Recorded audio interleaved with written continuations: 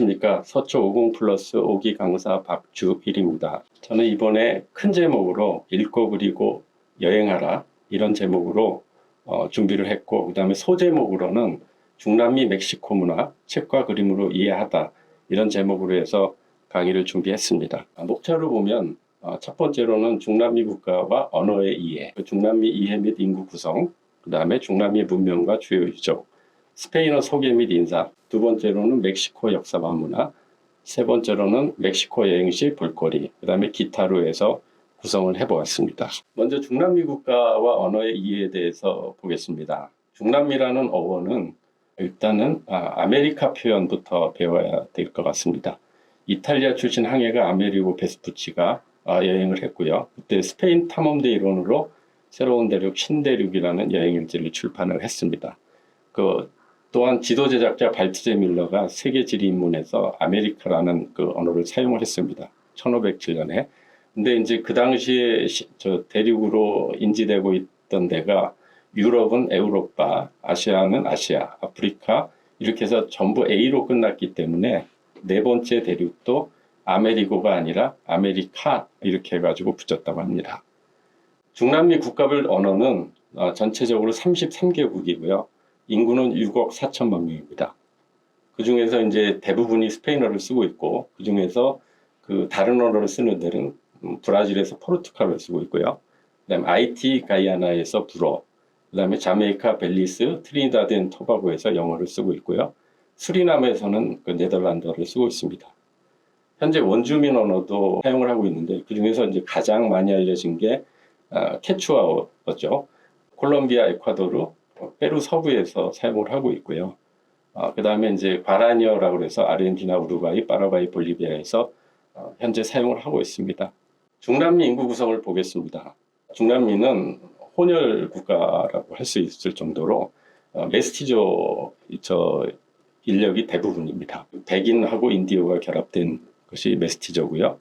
백인, 흑인, 몰라토, 그 다음에 인디오하고 흑인이 결합된 상태가 이제 삼보라고 하는데, 전체적으로 보면은 메스티조가 주를 이루고 있습니다. 인구를 보면은 브라질이 2억 1,500만 명, 멕시코가 1억 3천만 명, 콜롬비아가 5,200만 명, 아르헨티나가 4,600만 명, 페루가 3,400만 명 해가지고 전체적으로 6억 4천만 명을 구성을 하고 있습니다. 중남미 쪽에 문명이 있습니다. 중남미 문명과 주요 유적지를 보면은 마야, 아즈텍, 그 다음에 잉카 문명이 있습니다. 근데 시기적으로 보면은 마야 같은 경우에는 기원전 2000년부터 그 다음에 이제 16세기 초까지 굉장히 한 3000년 이상을 유지를 해온 그런 국가입니다. 그 위치는 주로 멕시코 남부 쪽하고 과테말라 쪽에 위치하고 있고요. 정치 형태 자체도 독립적인 도시국가입니다. 그 다음에 이제 주요 업적이라고 보면은 마야 쪽이 천문학하고 수학이 굉장히 발달되어 있습니다. 그래서 그 다음에 이제 마야 문자가 별도로 있었고요. 근데 멸망했던 이유들은 이제 결과적으로 독립적인 도시국가다 보니까 올해는 유지됐지만 나중에 서서히 쇠퇴하면서 멸망을 했습니다. 그 다음에 이제 아즈텍 문명 같은 경우에는 14세기부터 1521년간 유지된 문명인데요. 멕시코, 이것도 멕시코 중부에 있었고요. 그 다음에 이제 중앙 집권적 제국이었고, 군사력하고 제사, 농업 등 이런 데에 아주 특화된 그런 문명이었습니다. 그 다음에 이제 가장 두려운 게 그 인신공양 쪽이 굉장히 심했고요. 스페인의 침략을 받았는데 코르테스에 의해서 아즈텍이 멸망을 했습니다. 그게 1521년이고요. 그다음에 잉카는 그 페루하고 칠레, 그 볼리비아 쪽에 있는 그 안데스 산맥 그 국가에 있는 문명인데요. 여기도 15세기부터 스페인이 침략할 때 1533년까지 유지를 했습니다. 여기도 동일하게 중앙 집권적 제국 국가였는데 도로망도 좀 발달했고요. 그 다음에 끼프라고 해서 매듭으로 이렇게 한 언어로 있었지만 기록 자체는 없는 그런 문명이었습니다. 스페인 침략을 받았는데요. 피사로에 의해서 문명이 멸망을 하게 됐습니다. 스페인어를 간단히 보겠습니다. 알파벳은 영어로 해서 26개고요. 스페인어는 여기에 그 에니에 위에 써 있는데 첫 글자로 에니에, 그 다음에 CH에서 최, 엘레, 엘에 해가지고 총 30개입니다. 근데 옛날에는 이거를 30개의 알파벳이라고 얘기를 했는데 뭐 최근에 이제 얘기되기로는 CH라든가 LLRR 그래서 이거는 발음 자체가 최L레 이렇게 돼 있는데 이거는 이제 뭐 복합어로 그래서 알파벳으로 뭐 안 하고 N에만 넣어서 27개의 알파벳이라고 얘기를 하고 있습니다. 스페인어 기본 인사말입니다. 스페인어는 그 성이 있습니다. 여성과 남성이 다 있는데 단어 자체에 성이 있기 때문에 그 성에 따라서 앞에 있는 그 명사의 성에 따라서 형용사가 좀 변형을 합니다. 예를 들어서 이제 남성 같은 경우에는 O로 끝나고 그 다음에 여성 같은 경우 A로 끝나는 그런 단어가 많이 있습니다. 보시면은 이제 부에노스 디아스 아침 인사인데요. 그 디아스가 이제 아침, 그러니까 날이라는 뜻인데 좋은 아침 해가지고 부에노스 하는데 부에노스가 이제 남성이기 때문에 OS로 끝나고요. 그 다음에 이제 부에나스 타르데스 여성이기 때문에 부에나스가 됐고요. 밤도 마찬가지로 여성입니다. 그래서 부에나스 노체스 이렇게 되어 있고요. 감사합니다. 많이 들어보셨지만 그라시아스. 남미 쪽에서는 그라시아스 해가지고 S 발음이고요. 스페인 본토에서는 세타 발음이라고 해서 그라티아스 이런 식으로 발음을 합니다. 조금씩 중남미하고 스페인하고는 차이가 있습니다. 그 다음에 감사합니다에 따른 말은 이제 데나다 이런 것도 좀 알아두시면 좋을 것 같고요. 처음 만나면은 이제 무초 구스도라고 해서 처음 뵙겠습니다. 그 다음에 그 다음에 헤어지자는 인사가 굉장히 많은데요.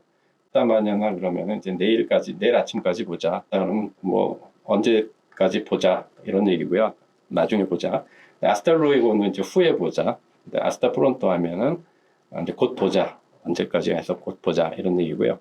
올라는 이제 뭐 보통 만났을 때 하는 인사고요. 헤어질 때는 이제 아디오스 이런 식으로 많이 하고 있습니다. 그다음에 어떻게 지내십니까 했을 때는 꼬마 있다고 때 근데 친구끼리 아주 친할 때는 그냥 깨딸 이런 식으로 질문을 합니다. 옆에 보시면은 이제 의문문 같은 경우는 그 물음표가 앞에도 있고 뒤에도 있고 하는데요. 스페인어서는 이렇게 쓰고 있습니다. 그다음에 부엔 프로베초 맛있게 드세요. 그다음에 이제 미안합니다. 로시엔토. 그다음에 이해가 안 됩니다. 그다음에 어디서 오셨나요? 일반적으로 많이 쓰는데요. 데돈데 에레스, 데돈데 에스, 소이데 코레아, 소이데 잉글레스 뭐 이런 식으로 어디 출신이라고 표현을 하면 되고요.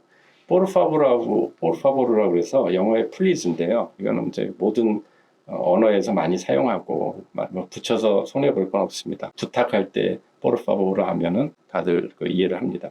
그다음에 이제 이름이 뭡니까? 메이아모 블라블라블라 이렇게 해서 스페인어를 사용을 합니다. 멕시코 역사와 문화, 그러니까 이번에 해야 될 거는 멕시코 쪽이기 때문에 멕시코 국가에 대해서 간략하게 소개해 드리겠습니다.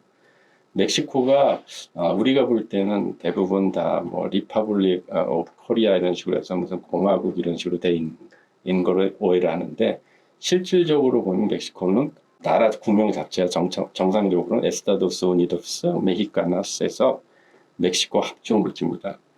그래서 우리가 일반적으로 멕시코라고 얘기는 하지만 실질적으로는 이렇게 사용을 하고 있다 이렇게 알고 계시면 되고요. 인구는 1억 3천만 명이고요. 수도는 멕시코 시티입니다. 언어는 스페인어 쓰고 있고 그 다음에 화폐는 멕시칸 페소를 쓰고 있습니다. 면적은 196만 평방킬로미터에서 한반도에 9개고요. 세계 13위 정도 되고 있습니다. 종교는 거의 90%가 카톨릭이고요. 기독교가 있고요. 그 다음에 이제 아까 설명드렸듯이 민족 자체도 메스티조가 한 60%, 그 다음에 원주민이 30%, 이 중에 백인도 한 9% 정도 있습니다. 정부 형태는 대통령 중심제 6년 단임입니다. 현재는 올 10월 달에 대통령이 된 클라우디아 세인바움이 대통령이고요. 국가 형태는 연방공화국, 아까 말씀드렸듯이 에스타도스 우니도스 메히카나스 이렇게 되어 있습니다. 독립은 1810년도 9월 달에 스페인으로부터 독립해서 기념일을 하고 있고요. 1인당 GDP 자체는 13,600불 정도 됩니다. IMF에서 작년에 발행한 그런 기준입니다. 주요 자원은 원유, 은, 천연가스, 철광석, 커피 등이 있고요. 재밌는 게 이제 멕시코에 대한 그 국명 자체가 아즈텍 전쟁의 신이 이제 멕시틀리라고 있습니다. 근데 이 멕시틀리라는 게 이제 사실은 메스틀리라는 표현이 있는데 아즈텍 언어로요.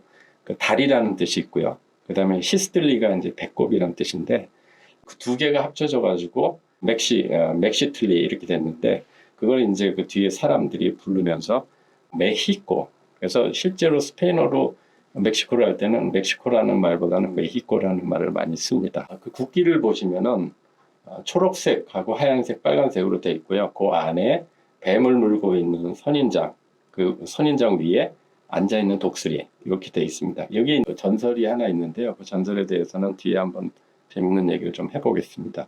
그래서 현재로는 그 초록색은 독립과 대지를 뜻하고 하얀색은 순결과 통일, 그다음에 빨간색은 인종의 통합, 독립을 위한 희생 등을 상징을 한다고 합니다. 멕시코 경제 지표입니다. 그 경제 성장률을 보시면 알겠지만 작년하고 재작년 3.1에서 3.2% 정도 됐고요. 그다음에 이제 1인당 명목 GDP는 2020년도에 코로나로 인해서 조금 이렇게 떨어지긴 했지만 실질적으로 21년, 22년 기타는 계속 올라서 현재는 이제 13,600불 정도 되고 있습니다. 실업률도 그렇게 높진 않아 가지고요. 지금 한 작년 기준으로 2.8% 정도 되고요. 외환 보유고도 많이 늘고 있는 상태고요. 환율도 상당히 다른 중남미 국가들에 비해서 안정적입니다. 현재 1달러가 17.8페소 정도 되고 있습니다. 그 다음에 이제 아까 말씀드린 테노치티틀란의 전설에 대해서 말씀드리겠습니다. 여기 멕시코 국기 안에 있는 그런 상징인데요. 그 테노치티틀란이라는 얘기는 그 고대 아즈텍 제국의 수도였습니다. 지금 현재 그 멕시코 시티로 보시면 되고요. 거기에 이제 태양과 전쟁의 신이 있었는데 그게 이제 호아틀리라는 신이 있었는데 그 예언을 할 때 그 부족들한테 아즈텍 부족들한테 독수리가 선인장 위에 앉아 있는 모습을 본다면 그곳이 바로 너희들이 새로운 도시를 세울 곳이다. 이렇게 예언을 했답니다.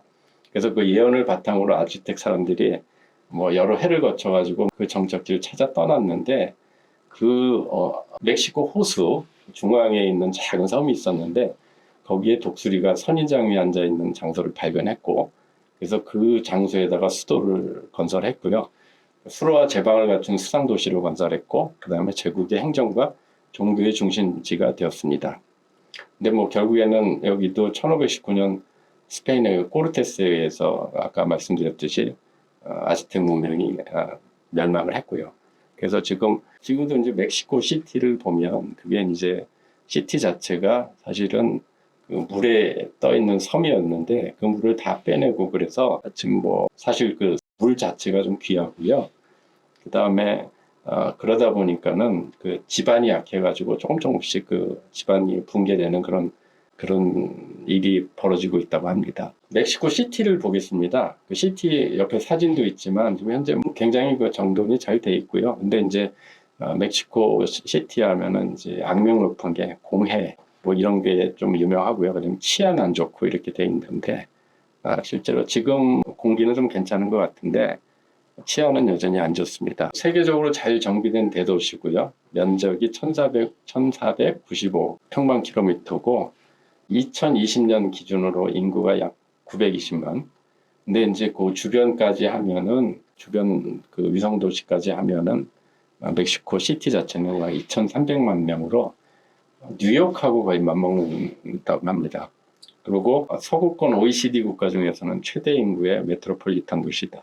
그리고 이제 문제가 해발 2,300m에 위치해 가지고 한국 사람이 가서는 상당히 좀 힘들어하는 사람도 많이 있습니다. 그 다음에 멕시코 시티는 테노치티틀란의 수도였고요. 그리고 이게 섬이었는데 물을 뭐 빼고 해서 그 다음에 호수를 메우고 해서 스페인 제국의 부양령 누에바 에스파냐 수도를 거쳐가지고 현재는 멕시코의 수도이자 중심이 되어 있습니다. 그리고 호수를 매립해서 만든 도시라서 지반이 약하고 지하수를 퍼쓰고 그래서 싱크홀 등 그 지반 심화 문제가 좀 심각하다고 합니다. 기타 정보를 보면 멕시코는 고도에 따라 상이한 기후가 분포하고 있고요. 해안지대는 열대성 기후로 연중 고온 다습하고 중부 고산지대는 우기를 제외하고 건조한 온대성 기후, 나머지 국토는 아열대성 기후로 이렇게 다양한 기후를 형성하고 있습니다. 시티 자체는 해발 2,300m에 위치했고 연중 온난하고 일교차가 심합니다. 그리고 우기가 있는데 5월 말부터 10월까지 지속돼 가지고 거의 매일 비가 조금씩 오고 있습니다. 한국과 시차는 15시간 늦은 시간인데요. 그 서머타임 되는 시기에 4월 첫 번째 일요일부터 10월 마지막 일요일까지는 14시간 정도 시차가 있습니다. 전기 시스템은 100V에 60Hz인데 한국에서 220V를 사용하기 때문에 거기서 할 때는 승합기도 필요하고 그 다음에 110V용 플러그도 필요합니다. 입국 시 주의할 사항은 제출하는 입국 신고서가 FMM 양식이라고 있는데 하단 부분을 잘 보관해서 출국할 때 제출해야 합니다. 문화를 갖다 한번 살펴보겠습니다. 그 재밌는 문화들도 있고요. 실제로 여기 우측에 보면은 꼬꼬라는 그 애니메이션이 있는데 그게 망자의 날을 배경으로 한 그 멕시코 애니메이션인데요. 스페인어로 보면 디아 델 로스 무에르토스에서 죽은 자의 날이죠. 이게 뭐냐면 해마다 10월 31일부터 11월 2일까지 멕시코 전역의 공원과 건물, 가정에 재단을 차려놓습니다. 그래가지고 죽은 이들에 대한 명절하고 이런 행사를 하고요.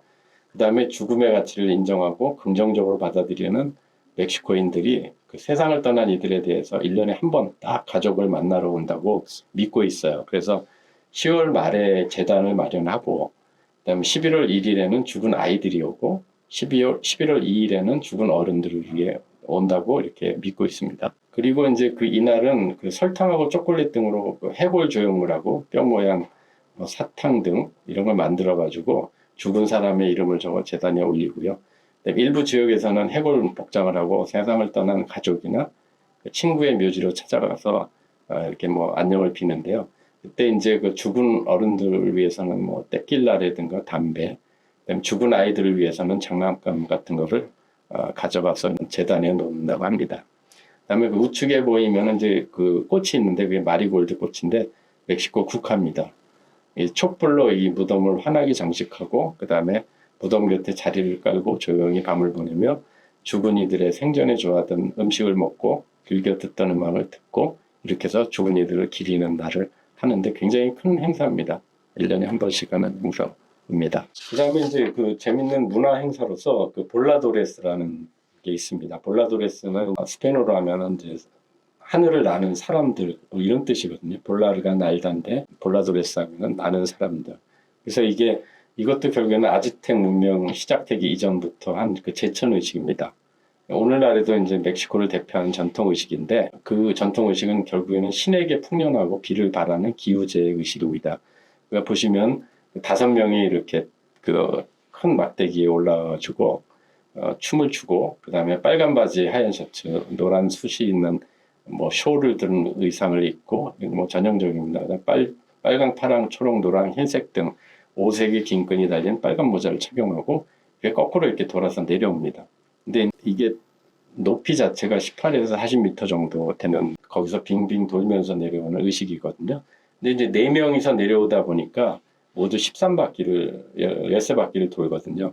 그러면 이제 전체적으로 4명이 도니까 52바퀴가 도는데 이게 이제 마야 문명에서 얘기하는 한세기, 환갑이라고 얘기를 합니다.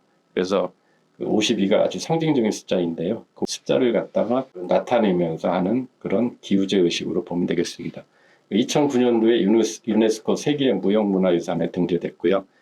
전형적인 그 스페인어 명칭으로는 엘 리토 데 로스 볼라도레스에서 춤추는 사람들의 의식 이런 식으로 좀 번역을 하면 될 것 같습니다. 멕시코에는 무랄이라는 것도 있는데요. 쉽게 번역을 하면 모자이크 또는 벽화를 의미하는데 멕시코에 그런 벽화 운동 같은 게 있었습니다. 멕시칸 무랄리즘에서 20세기 초 멕시코에서 시작되었는데요. 벽화 예술이 아주 정치적이나 사회적 메시지를 전달하는 중요한 수단이었습니다.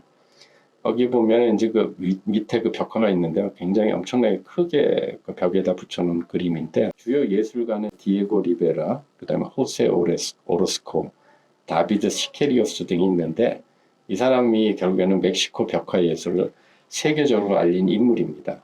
근데 특징 자체는 정치적인 메시지가 좀 있고요. 그다음에 굉장히 큰 대형 작품, 그다음에 민속과 역사를 갖다가 많이 나타냈다고 합니다. 우리가 많이 알고 있는 것 중에 그 고추, 감자, 옥수수 이런 게 있는데요. 감자는 잉카 제국 쪽에 있는 페루하고 볼리비아 지역에서 재배를 해가지고 16세기 초에 스페인을 통해서 이제 유럽으로 전파됐고요.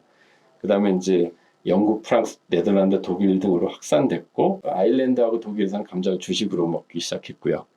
결과적으로 18세기와 19세기 초에 아시아하고 아프리카 등으로 전파됐고요. 그때 청나라에서 1824년도에 산삼을 찾기 위해서 몰래 들어온 청나라 사람이 식량용으로 이렇게 갖고 들어온 게 감자였다고 합니다. 지금도 많이 감자를 우리는 먹고 있죠. 멕시코 음식을 하나하나 좀 따져보겠습니다. 멕시코는 아까 말씀드렸듯이 옥수수로 일하는 게 다 기본이고요. 옥수수로 만든 전병이 또르띠아, 그래서 국내에서 판매할 때는 또띠아 이렇게 얘기하는데 전형적인 스페인어 발음은 또르띠아가 맞습니다. 그래서 전병으로 멕시코인의 주식이고 옥수수 가루나 밀가루로 구운 붓구미 같은 그런 종류입니다. 거기에 안에다가 고기나 치즈 등을 넣어서 먹는데요. 이 또르띠아는 모든 음식에 다 들어갑니다. 그래서 뭐 이거로 싸서 먹는 게 뭐 뒤에도 이제 나오겠지만 브리또라든가 그다음에 뭐 그리고 있죠. 치차론 같은 경우는 돼지 껍데기를 튀겨 만든 요리인데 삼겹살을 기름에 튀겼다고 보시면 됩니다. 그다음에 할라페뇨는 요즘 반찬으로 많이 나오죠, 식당에서. 고추 피클, 꽤 매운 그런 고추 피클을 할라페뇨라고 얘기합니다. 아까 말씀드렸듯이 브리또도 있지만 따꼬도 있죠. 브리또는 쉽게 얘기해서 김밥 같이 이렇게 싼 거예요. 또르띠아를 다 싼 거를 브리또라고 하고요. 따꼬는 이제 그게 아니라 한 절반 정도만 이렇게 싸서 먹는 건데 옥수수 전병에다가 고기라든가 콩, 양배추, 양파, 그다음에 고수하고 치즈 등을 넣고 그다음에 멕시칸 쌀쌀을 집어넣는데요. 따꼬의 종류 보면은 뭐 따꼬 까르네 아사다 이건 고기를 이제 쉽게 얘기해서 불에 군 고기를 갖다 넣는 거고요. 그다음에 따꼬 감바스, 뭐 새우 집어넣고 한 것도 있고요. 알파스토르, 따꼬 데 알람브레, 그다음에 바르바코아, 데피리아 뭐 이렇게 해서 생선까지 해서 종류가 굉장히 많이 있습니다. 브리또는 이제 또르띠아지만은 김밥처럼 이렇게 똘똘 나은 거고요. 이게 실제로는 19세기 멕시코계 미국인들이 먹기 시작해서 이제 유명한 거로 되어 있고요. 뭐 안에 들어가는 거는 따꼬랑 대동소이한데 거기에 이제 이거 완전히 싸서 김밥처럼 먹느냐의 그 차이가 좀 있습니다. 그 술에 관련돼서 얘기하면요. 멕시코의 가장 유명한 술이 테킬라입니다. 테킬라는 실제로 그 조금 오해 없도록 이제 설명을 드리면 테킬라를 만드는 게 용설란이라고 얘기하는데요. 이제 그 현지 언어는 아가베라고 얘기합니다. 용설란을. 근데 그 아가베를 갖다가 그 중에서도 아가베 아술이라는 게 파란색인데요. 파란 아가베를 갖다가 사용을 해서 그걸 갖다 발효시킵니다. 발효시켜가지고 만든 게 그 아래 보시면 뿔게라고 있는데 거기 이제 막걸리하고 비슷한 그 탁주를 만드는데요. 도수도 한 6% 정도, 6도 정도 되고요. 제식할 때 많이 쓰는데 그 태양신의 혈액이라고 그래서 제식할 때 사용하고 그 다음에 이제 그거를 갖다가 증류시키는 게 이제 메스칼이라고 합니다. 메스칼인데 모든 게 이제 그게 메스칼인데 그 메스칼 중에서도 할리스코 주에 있는 과달라 시에서 만드는 그 산을 갖다 테킬라라고 합니다. 그러니까 우리가 알고 있는 그 테킬라는 조금 표현이 다를 수 있죠. 그다음에 이제 그 테킬라라는 거는 실질적으로 여기서 얘기하다 보면은 블루 아가베가 51% 이상이 들어간다. 그렇게 해서 증류를 했을 경우에는 테킬라로 인정을 해준다고 합니다. 문학에 관련돼서 잠깐 설명을 드리면 지금 이제 달콤 쌉싸름한 초콜릿이라는 소설을 쓴 그 라우라 에스키벨이라는 사람이 있습니다. 1950년생이고요. 멕시코 소설가인데 소설가이면서도 시나리오 작가하고 정치인이고요. 정치운동도 해서 국가재생운동 소속 대의원 활동도 했고요. 이게 첫 번째 소설인데 멕시코하고 미국에서 베스트셀러가 됐고요. 이후 영화로도 제작이 됐습니다. 실제로 마술적 사실주의라고 그래서 쿠바 작가의 그 알레호 까르펜티에르라고 있거든요.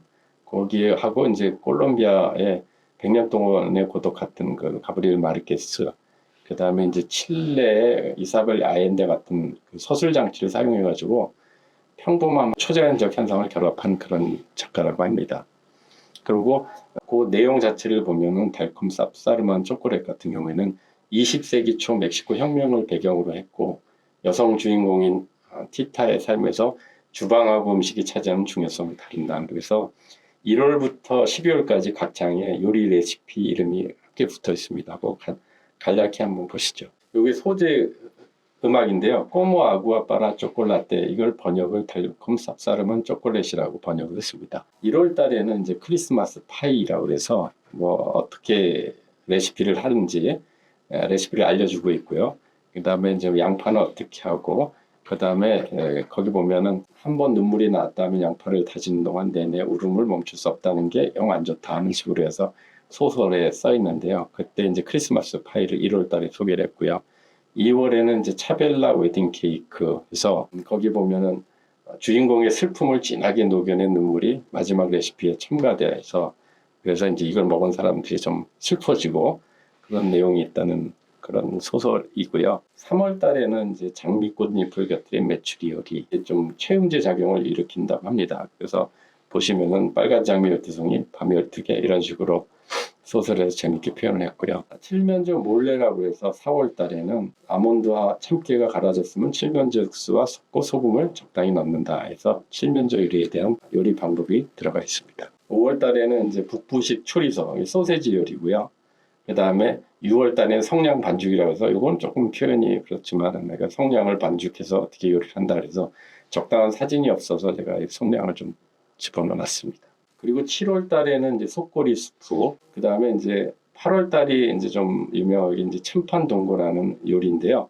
멕시코 북부지방 전통 요리입니다. 그래서 실제로 참판동고가 좀 많은 책에서도 나오고 있는 그런 요리로 이해하시면 되겠습니다. 9월 달에는 이제 초콜릿하고 주연절 빵 이런 거를 좀 설명을 했고요.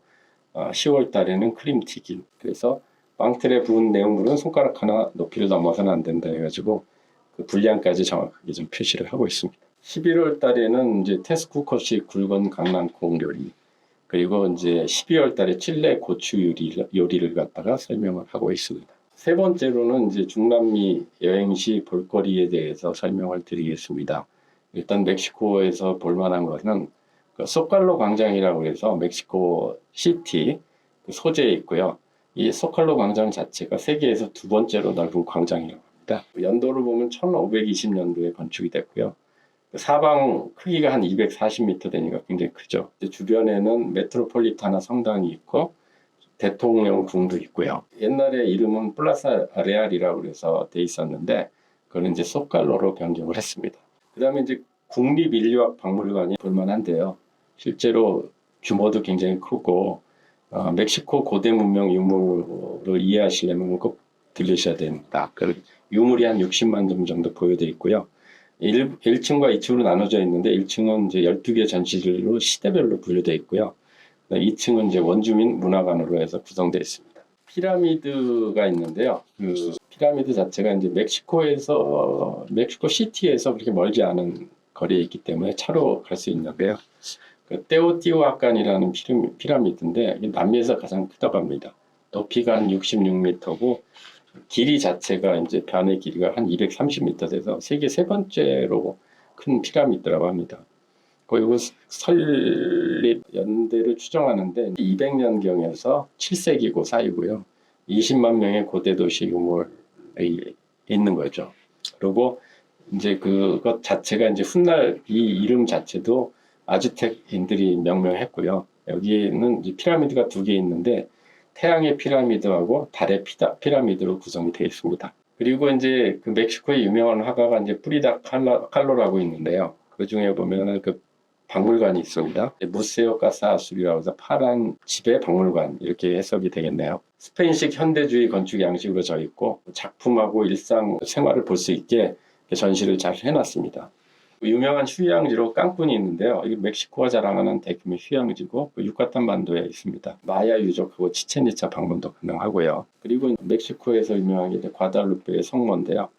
여기에 이제 1531년도 멕시코 시티에서 성모 나타나셨다는 거죠. 그래서 1999년도에 교황 요한 바오로 2세가 아메리카 대륙의 수호자, 라틴 아메리카의 여제, 복중태아의 수호 성인 이렇게 선언을 했습니다. 멕시코에 가면은 또 볼거리 중에 하나가 마리아치인데요.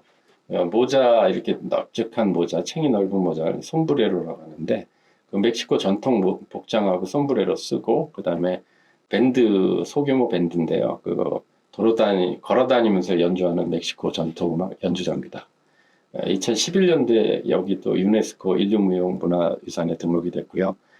결혼 행진곡이 그 메리지를 스페인어로 이렇게 표기하다 보니까 그걸 갖다 마리아치 결혼에 대한 노래를 많이 불러주거든요. 그래서 거기서 스페인어로 변형된 게 마리아치다 하는 그런 설이 있습니다.